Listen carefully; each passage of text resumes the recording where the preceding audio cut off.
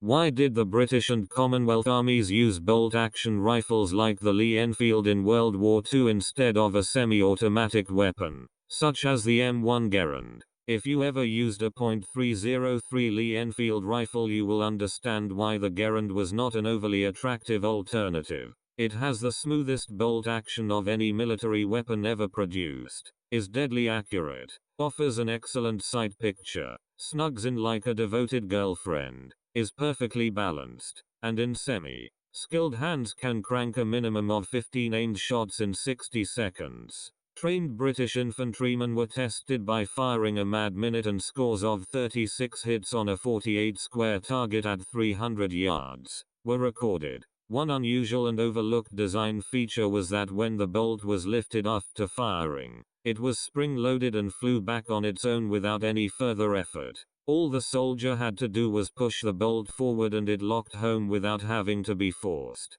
The German Mauser was a clunker to operate, comparatively, hence a SMLE could easily fire more rapidly and accurately. It is surprising that Germany did not improve the Mauser action after experiencing the greater overall efficiency of the Enfield.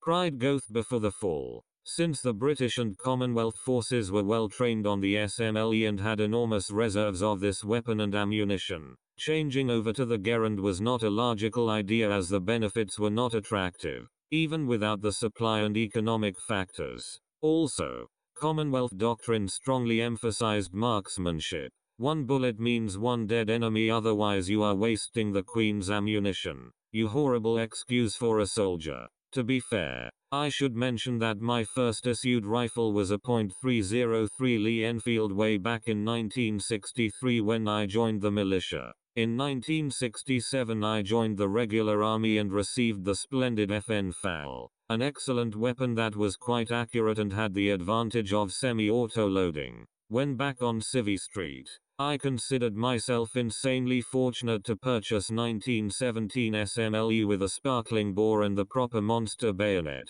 also dated 1917. This was most useful as the rifle shoots high to the right, but with the bayonet attached it hits the bullseye, unless you shoot lefty. I still have a fine example of this wonderful piece of kit, and it is a tack driver.